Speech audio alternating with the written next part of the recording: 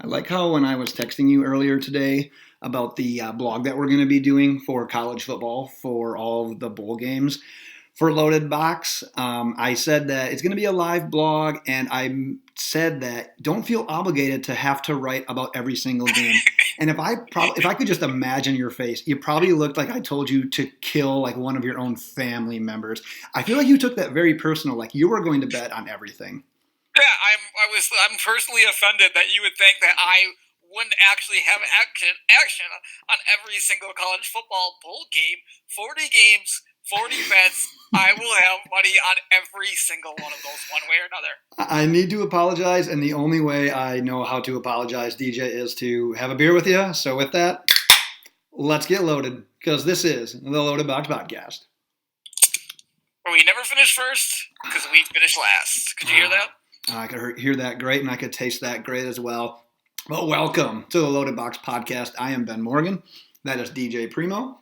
And it is our NFL 15 gambling preview podcast, what we look forward to every single week. But before we get started with that, I was saying in the intro there about our college football live blog. It's going to be me, you, intern Logan. It's going to be all of us degenerate gamblers.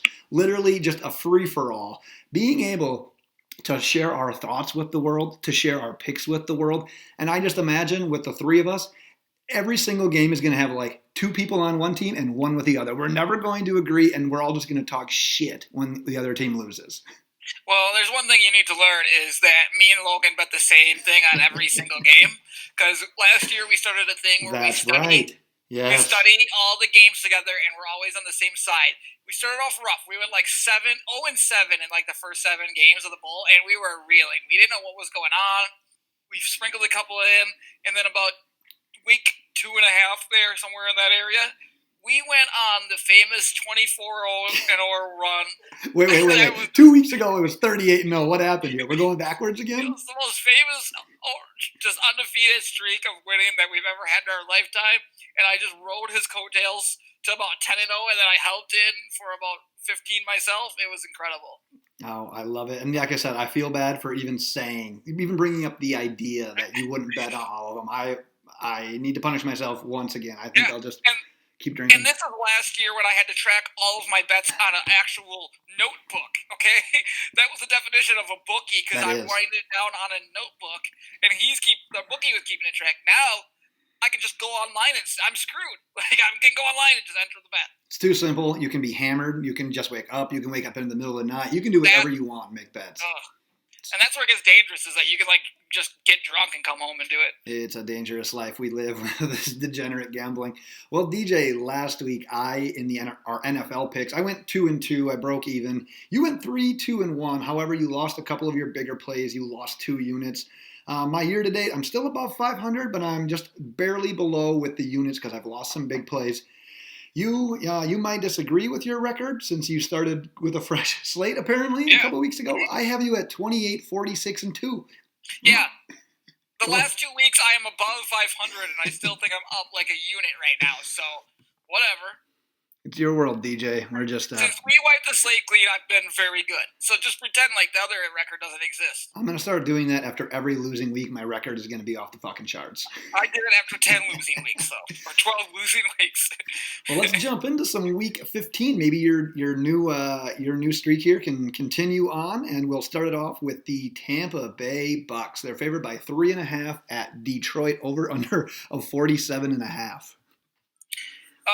I tried to go against the Bucs and last week, and I actually should have hit that game and ended up being a push. The Colts had that game locked. My record should be even better, and I should be up units. They ended up losing by 3. I don't know how. They were up 14 in the fourth quarter with like 7 minutes left, and they lost that game by 3 points.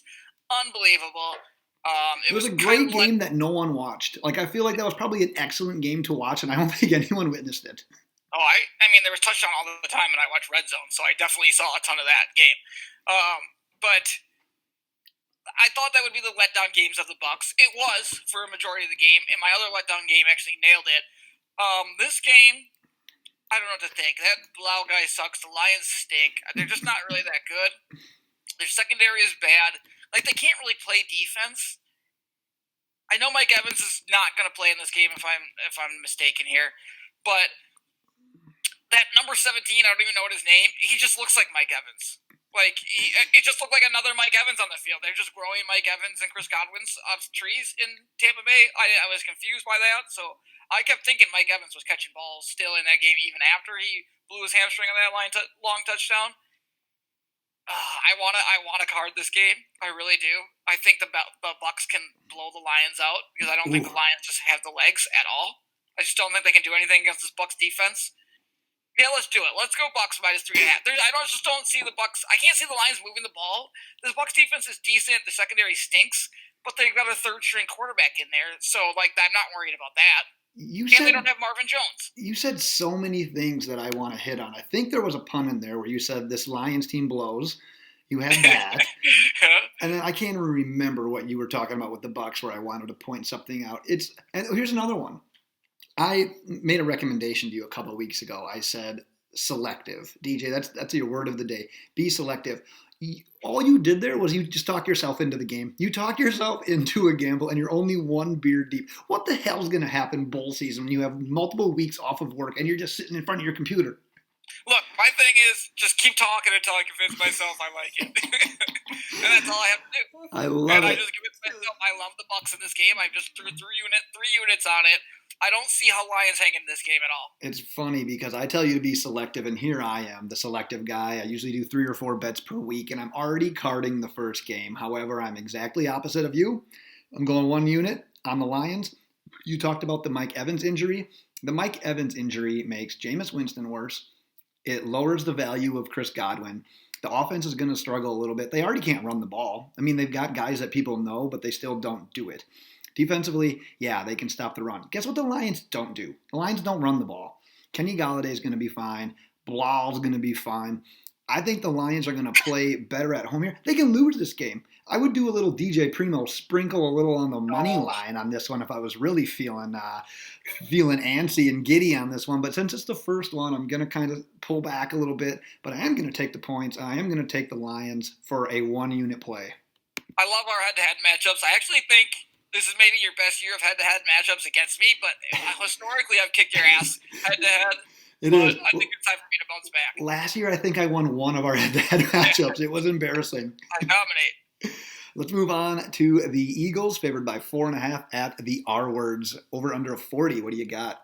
This whole NFC Yeast division, I've made this pun before, NFC Yeast, because they're all a bunch of vaginas or smelly vaginas or something like that. I don't remember what it was, but it was good at the time, so just go back to that and remember that like it was funny again. Fair.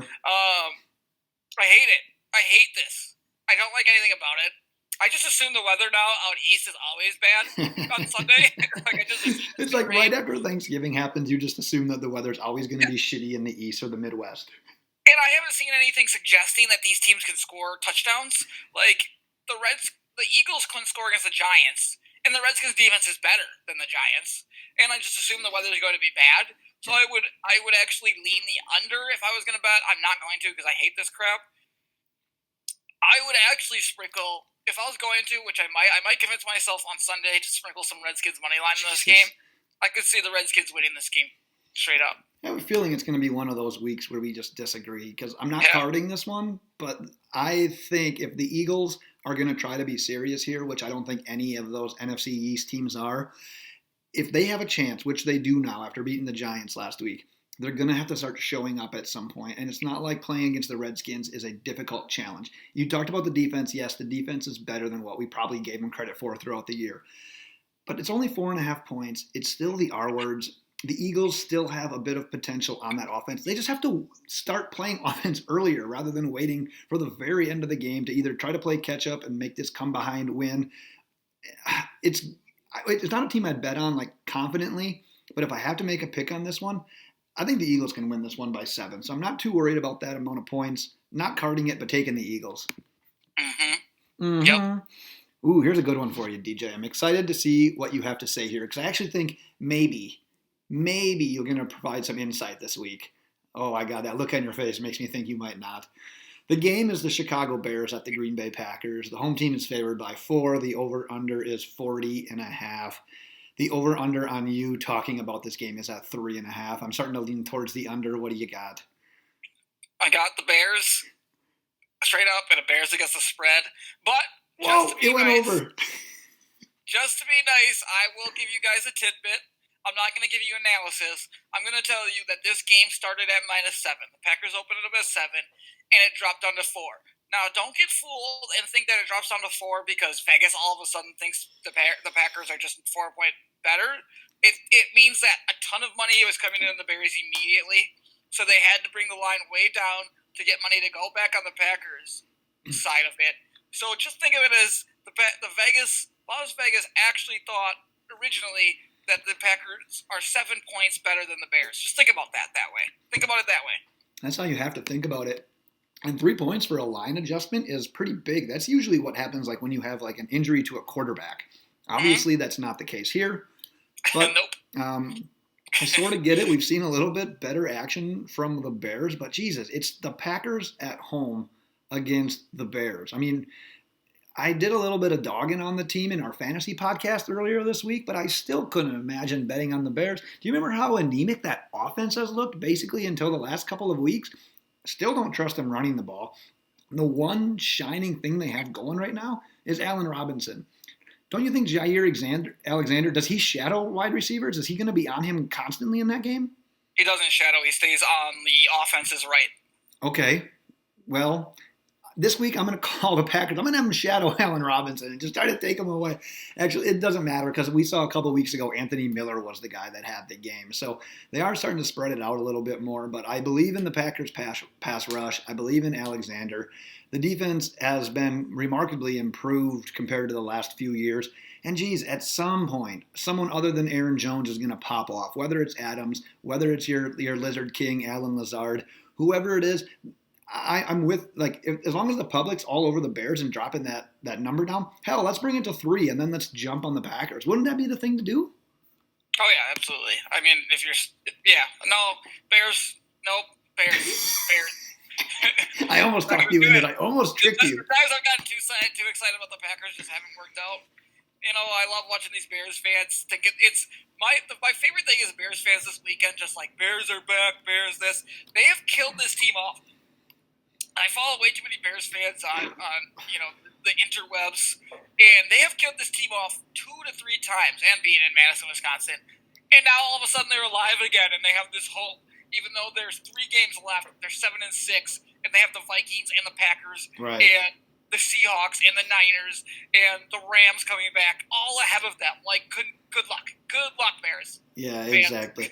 Honestly, if I wouldn't have bet on the Packers the last 3 weeks and went 1-2 over the course of that, including losing my game of the year, I would probably card this one, but I made a pact. I'm like, you know what?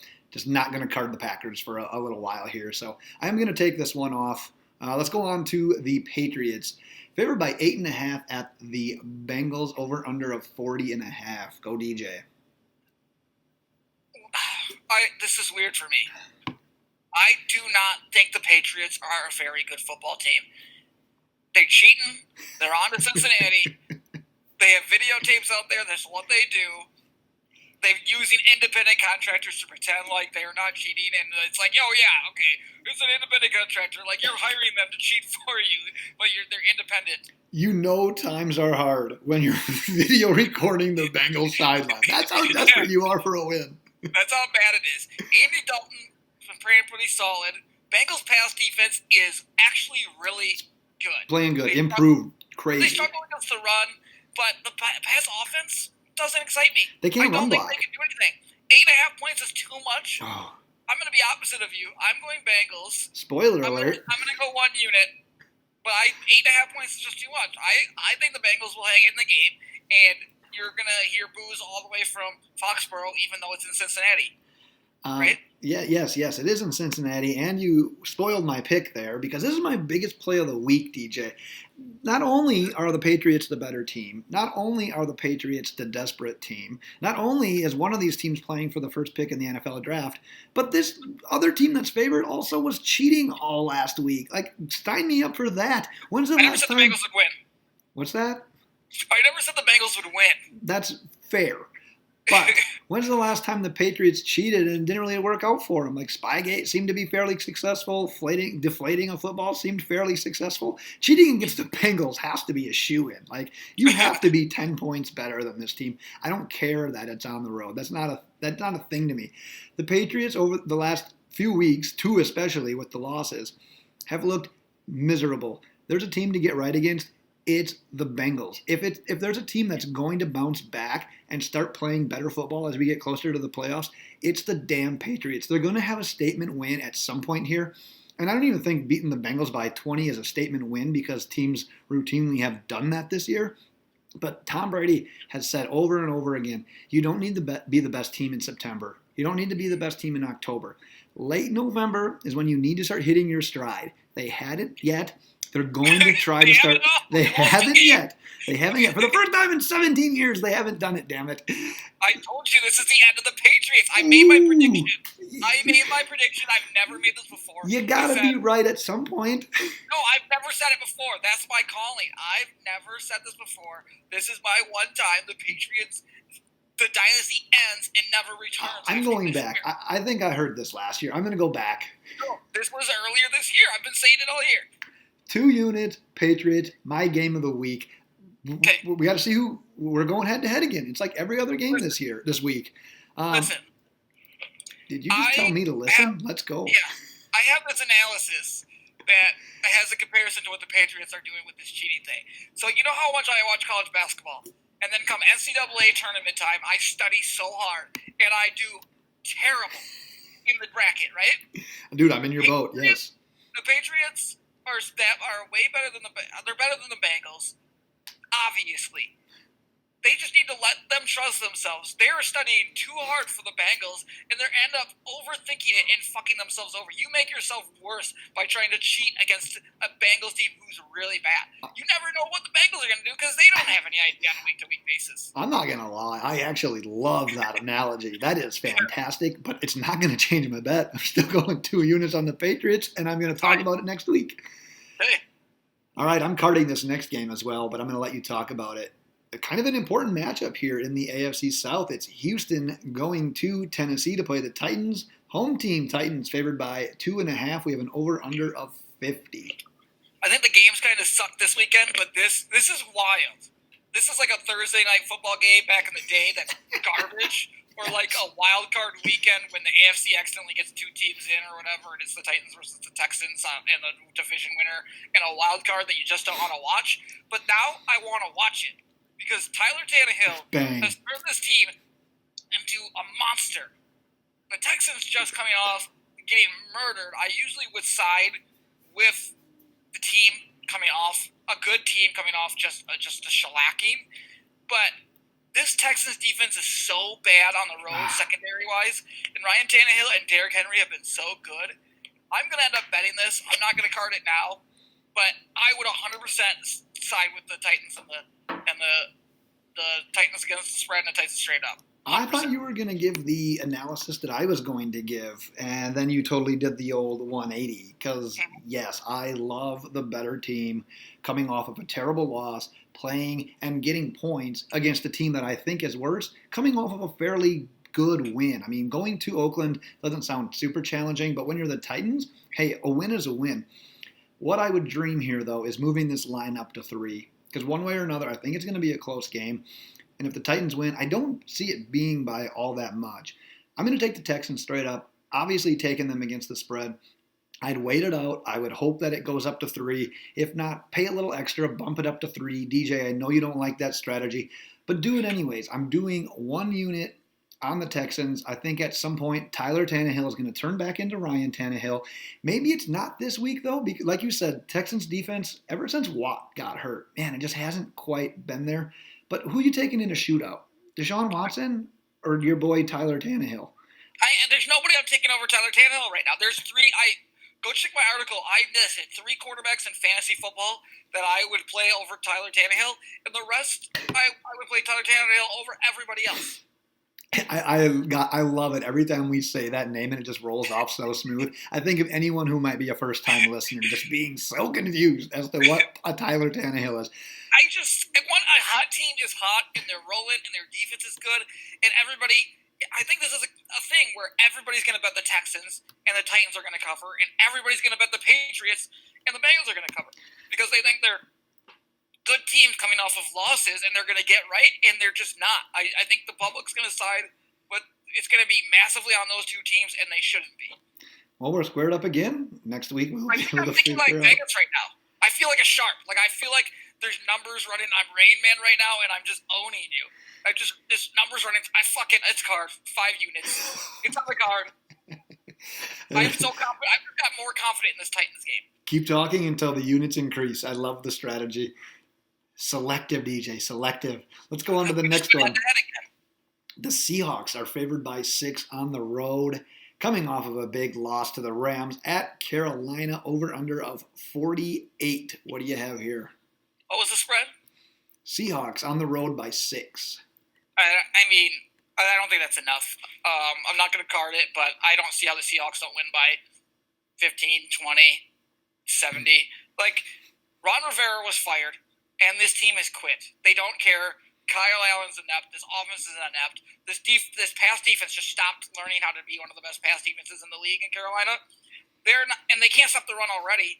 And the Seahawks run the ball more than anybody in the league, and more successfully than most people in the league. There's just no. I don't see how Carolina gets past 50, and I don't see how they stop the Seahawks from scoring. This is going to be 30-0 in the second quarter at the end of the first half. So are you going to card it then?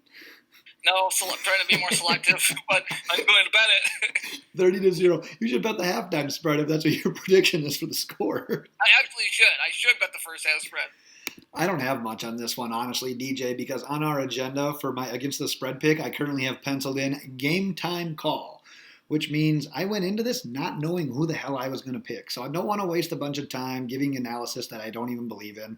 Straight up, yes, I'm taking Seattle. However, I'm a little bit nervous after their poor showing last week. I know you shouldn't look too much into 1 week, especially a road game, especially against a team that's gotten a little hotter recently. And I just don't know what to think about the Panthers right now. I mean, they seem like they feel like they can hang with some teams, but yeah, then they just lay eggs like most weeks. I don't want to just get got trying to cover basically a touchdown spread against a team that's so sporadic right now. So for that, my pick is avoid.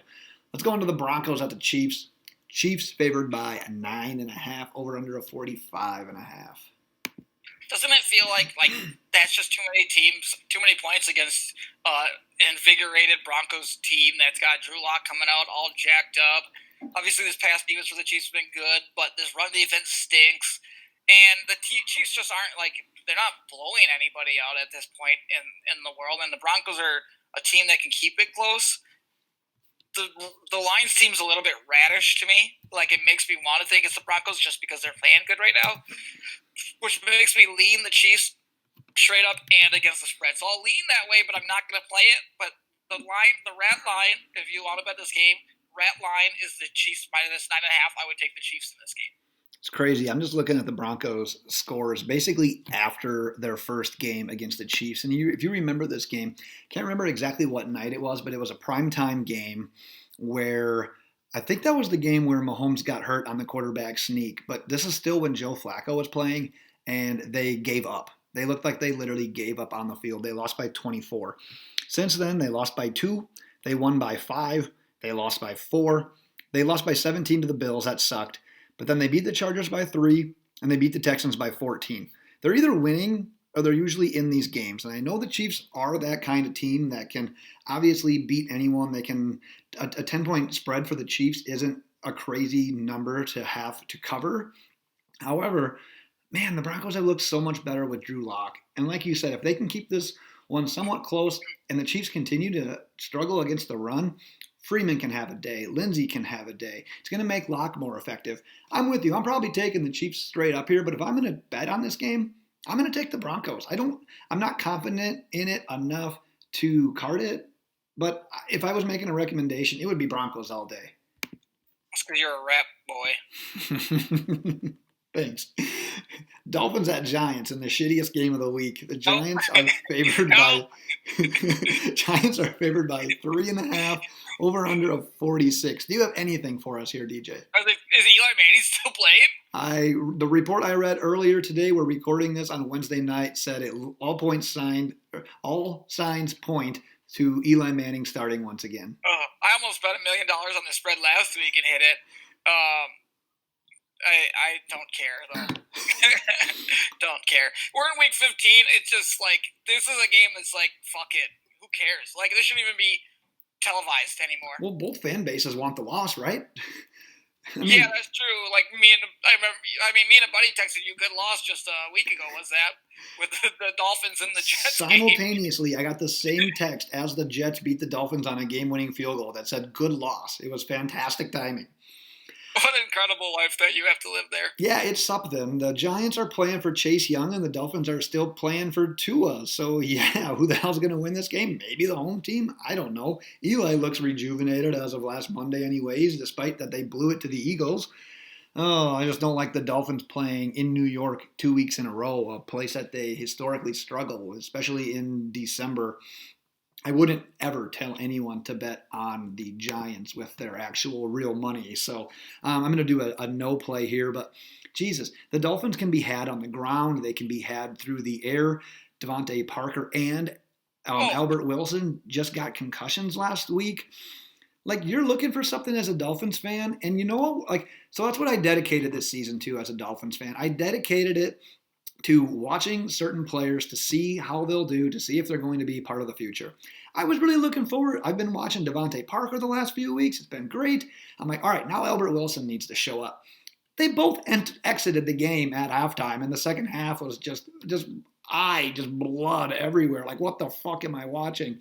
I'm down to watching Christian Wilkins play defensive tackle. It's thrilling football, DJ. There's one thing about me talking about the Packers, but you talking about the Dolphins is just the worst, dude. Like, move on. Like, nobody cares. But I do have a question. It turns into me just venting about defensive tackles. I didn't even listen to a fucking word you said, honestly. I'm, like, looking at a court here. But I do have a question. Is that white guy worth me playing against the number 1 seed in my fantasy playoff this week? I need a win. I love it how you can say that white guy, and I instantly know you're talking about Patrick Laird, who's been labeled the intern. Mm-hmm. All you need to know is his intern, and that's your answer, or is his nickname. And that's, I almost want to play him. Well, what are your other options? Is it anyone? I have like DK Metcalf. Play him. I have Rice Freeman. Play him. Name a retired player. I'll give you my real opinion. Who do I start? Tim Biakapatuka. Whoever you want. Don't use Patrick Laird. And it's not even that I have a beef with Patrick Laird. It's the fact that the Dolphins can't run block. And he's not this monster out of the backfield. It's not like the Dolphins are targeting running backs. The Dolphins, I don't know. I'm done. Actually, I'm not even going to go into what I was going to say. We're going on to the Bills and the Steelers. All I know is I haven't paid attention to anybody on the Dolphins, but this Laird was available.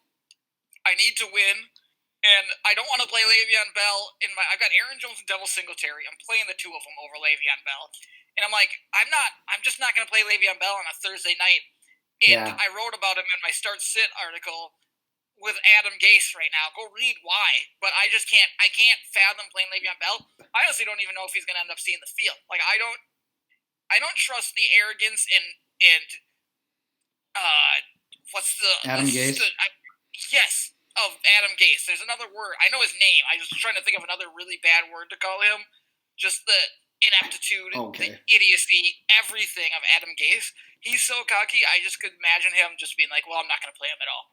I was trying to tell people all offseason about drafting Le'Veon Bell and said it is just going to be a shit show because, 1, it's the Jets. 2, it's Adam Gase, who didn't even want Le'Veon Bell. And 3, once again, it's Adam Gase, who doesn't believe in running backs. So why did anyone think this was going to work well? Yeah, he did the same thing to Kenyon Drake. He just says, like, the worst thing about him is he, like, says he doesn't want somebody, and then he makes it public, and it's like he has no idea how to keep things out of the media, and he looks, and then he just sucks, and then everybody's like, well, you tell us what you don't like, then your team sucks. Maybe you should go against your own instinct, you idiot. Get rid of him. Fire him forever. The highlight of the Jets season is still basically the meme or the gif that the people created with his big goofy eyes following the taco. That's what this Jets season is going to be remembered for. Adam Gase's opening press conference with him looking at the taco.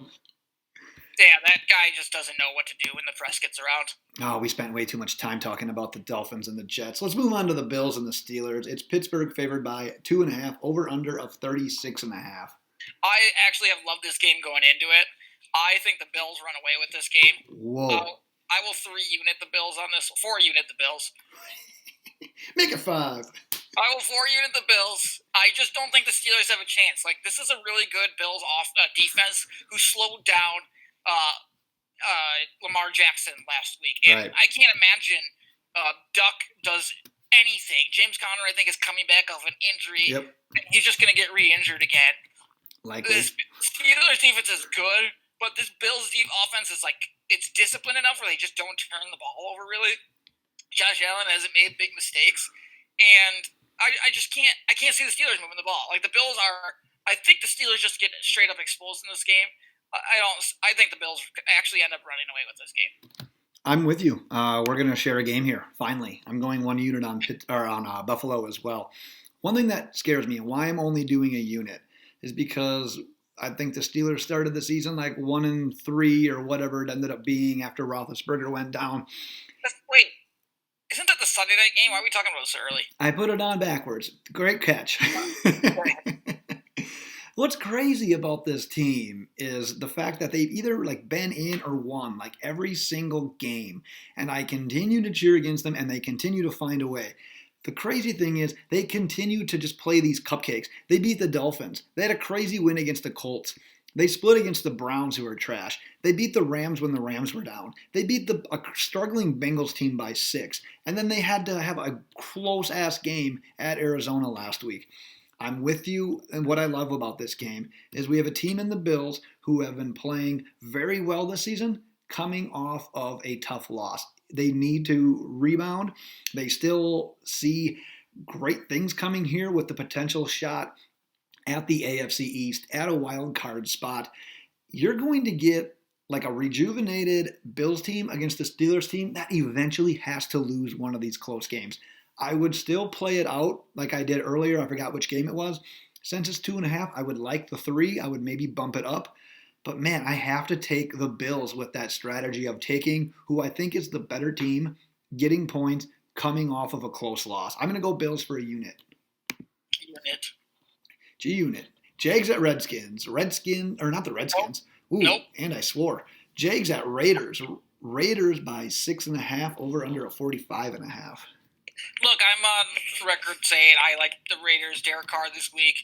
Both these defenses kind of stink and are going to give up points, but this is the last game in Oakland, and I would be stupid not to bet again with the Raiders here. You take the Raiders, all the momentum, all the hype, everything going into this game. The crowd's going to be amped up. The Jags, they look like they have quit. We talked about this just on the last podcast. I can't trust a team that's quit. Derek Carr's plan to still be a starter in this league at this point. Josh Jacobs looks like he's going to play and be fully active this week unless he has a setback. So I'm on the Raiders both ways. I'm Raiders straight up. I'm gay. I just said I'm gay. Not gay. I'm going Jags against the spread, but geez, I feel like I've just been stuck. I've been stuck on taking the Jags against the spread for, I don't know, countless weeks now, and it just hasn't worked out. So for that, I'm not spending any more time on it, and I'm definitely not betting it. I would tell you to run the other way. I hate this game. Yeah, it's the last game in Oakland. Whatever. I'm over that already. Hopefully I probably never see any of this game. I'm moving on to the Browns and the Cardinals. I am fucking up teams' names. We have the Browns on the road, favored by 2.5 at Arizona, over under of 48. What do you have here, DJ? I honestly, I don't. This would probably be my number one stay away game of the week because I have no fucking idea what to do here. Let's lean the over. I honestly, one way or the other, I don't know what to bet, but I can't tell. I wanted to bring this up, but I was going to wait until this game so I could. I can't tell if Kyler Murray stinks or if Cliff Kingsbury stinks. Like, if Kingsbury just might not know how to run an offense. Well, we've seen it. I mean, even with Rosen last year, it was they don't have a lot around him. And then by trading all the picks and getting up and trading Rosen and getting Kyler Murray, it's not like they could really do much else. So they kind of have that same team, not a lot of players and help around him. just in a different scheme. And you can have the greatest scheme in the world if you don't have the players that fit it. It's going to take a little while. We've seen Kyler Murray have a flash. We've seen Christian Kirk have these flashes, but it just hasn't been consistent. So I'm with you. You have to avoid this game. I can't tell you to bet on it. But I don't know if either of them are labeled as like busts or that they stink. You got to let this thing play out a little bit. But one of the basically two this year, stinks. but no, they were just set up to fail. Like that's what happened this year. Yeah, and one of the two of them stinks. Because I've seen flashes kind of Kyler Murray being a little bit accurate, and games against like the Niners where he looks good, but all of a sudden it looks like the play calling has gotten worse, and Kingsbury just doesn't know what to do. I don't know. But also Kyler Murray isn't as fast as he thinks he is. It's weird, isn't that weird? Yeah, he thinks he can run against these guys in the NFL, and they're all faster than he is. Like, all these linebackers are faster than him, and he looks super slow. And I think that's going to end his career because he just can't run around like he wants to. He's not Lamar Jackson. There's like one guy that separates himself. Kyler Murray looks slow trying to run against these guys in the NFL. My computer's smoking right now from that hot take, DJ. Mm-hmm. Falcons at 49ers. We got the 49ers favored by 10.5, over under of 47. What do you got here? I mean, I could never bet the Falcons, so I'm going to lean Niners both ways. Because fuck the Falcons. I hate that team. I go off on them in the Start Sit article that will be released tomorrow. Beautiful, yes. Okay, Thursday. tomorrow. That all you got? Perfect. That's all I got. Gosh, one of my bright spots for the Falcons, even though it wasn't that great of a bright spot, and I'm going to end up losing this. One of the many bets that we made fantasy season that we don't remember. Calvin Ridley's done for the year. Him and Julio aren't finishing as top 20 wide receivers. I'm going to forfeit that one. He ain't even going to play the rest of the year, so I'm totally screwed there. Oh, gosh. You have the Niners coming off probably one of like their most emotional and just draining wins. However, they return home, so they don't have to worry about traveling. They don't have to worry about a quality team because it's still the Falcons. And I think we're going to see that defense not give up 46 points this week. They're going to get back on track. I'd almost bet the under in this one, honestly. But if I'm taking a team in this one, I'm with you. I can't tell anyone to pick on the Falcons. I hate 10.5, though. So that's why it makes it an avoid. But if I had to, I'd have to go 49ers. Let's go Rams at Cowboys. We got the Rams on the road favored by 1.5, over under of 49. All right, Rams at Cowboys. The Rams are playing out of their mind, and the Cowboys are not. They're in the NFC East, and they stink. Analysis.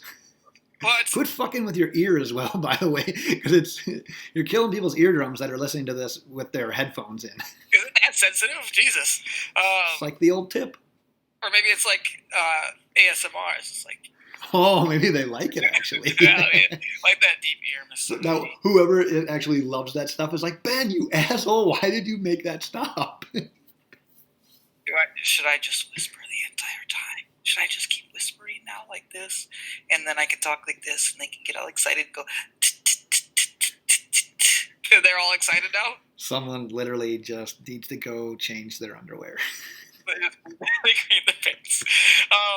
Yeah, Rams Cowboys here. It's me. I think this is going to be one of those really weird, like, kind of games where the Rams have been hot and the Cowboys look like crap, switch and the Cowboys bounce out of the shell and play maybe one of their best games of the year. I could see the Cowboys winning this game and obviously covering the spread because they're the dogs. I'm not going to bet it, but I just have this feeling the Cowboys win this game. I just do. I don't know. It's just one of those guts. Man, if the Cowboys would have just played a little bit better, like for so many weeks here in a row, I would be all over this. However, if the Cowboys would have played a little bit better for so many weeks in a row, we wouldn't have the line that we have right now. I agree with you, DJ. We're talking about the team that's kind of rising right now in the Rams.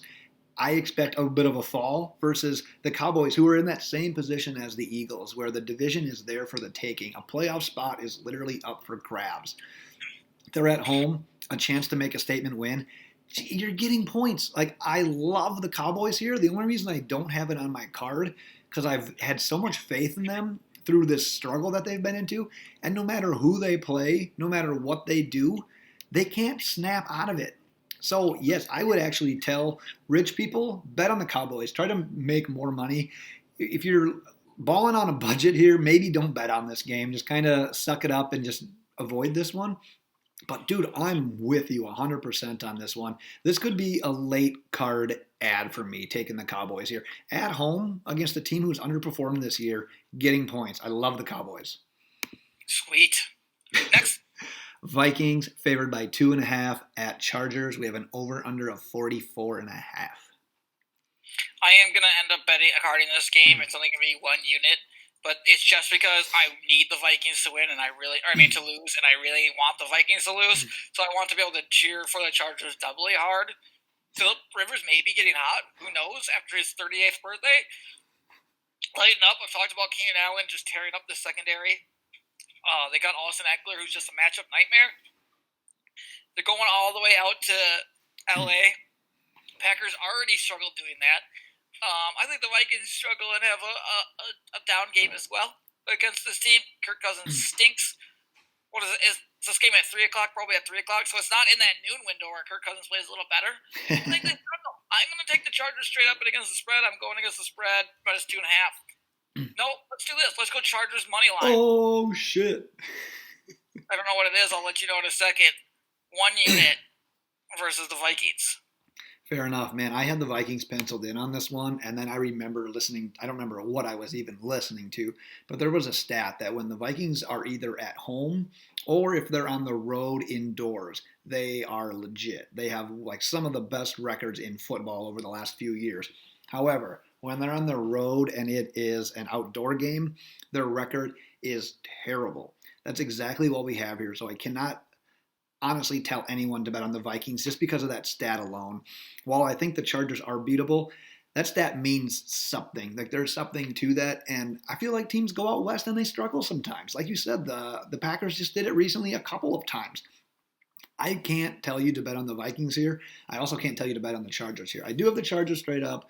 I do have the Chargers against the spread. And if you're going to do anything here, I love what you just did. Take the money line. It's only a 2.5 point spread anyways here. It's not like the money line's going to pay out a ton. What is the money line, DJ? Plus 120. Do it anyways. Take the money line. I'm with you. We're going to agree on this one. So probably go the other way. But I can't tell you to take the Vikings on the road when they're playing on grass. It's not going to happen. I have to go Chargers here. Go Chargers. Go. Monday Night Football. Indy Colts at the New Orleans Saints. Saints by 9.5 over under a 46. Oh, this is a tough one for me. It is in New Orleans, and New Orleans is really good at home. Colts they're not playing well right now. They just aren't. They had a win, seemed like, against the Buccaneers, and they blew it. But I also think the Saints just came off a big time loss. There's another bounce back opportunity. So now I'm going kind of back and forth. So they've got that bounce back opportunity, but could it be a letdown after a really big game where they put all their energy into it and it was just back and forth? And could they get let down this game, even though they lost? And you would think they'd have a bounce back. Usually those are in games where teams just kind of suck. I don't know what I'm saying, but I feel like you're filibustering until you can make a pick that you're going to card for 5 units. Yeah, I don't know. I just don't think. I think it's more of a letdown after a big game. And two really good teams just played each other, had a really good game, and it was fun to watch. And now they're both exhausted, and both could have letdowns coming off of that game. So I would favor against the spread. I would lean the Colts. 9.5 is a lot of points. I penciled in Saints straight up for obvious reasons, and I penciled in over. I really liked this over for a little while there. I mean, obviously, the Saints scored 46 on their own last week against the league's best defense. This over looks almost too simple, which scares me a little bit, and I also think that the Saints defense is a lot better than what we saw last week against the 49ers. I sort of label that game almost as like last year's Rams-Chiefs games where like defense wasn't a thing. It was like a flag football game where there were just points. I sort of think that like this Saints 49ers game was this year's version of that Rams-Chiefs game from last year. So I kind of want to throw that one out more so than anything. So I kind of lean over here. I don't want to officially card it. I want to see how Sunday plays out. If Sunday plays out well, I'll probably card it.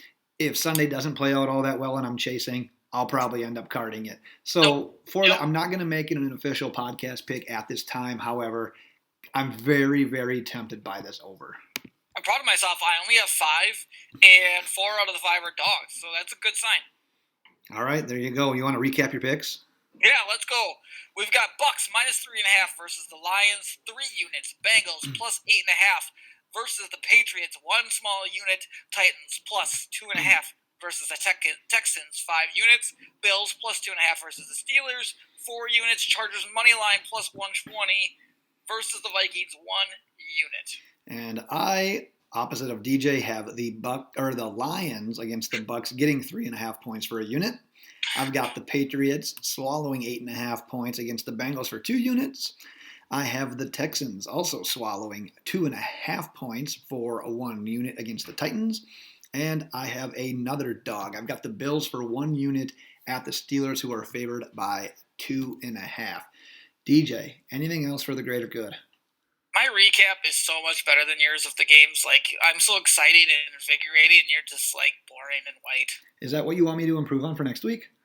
Yeah, you gotta. I don't want you to be like me, but don't copy my style, but be better. Okay, I'll be 1% better every week. Work on your recap, please. Fair enough. That's all I'm going to practice now leading up to this. You're just sitting.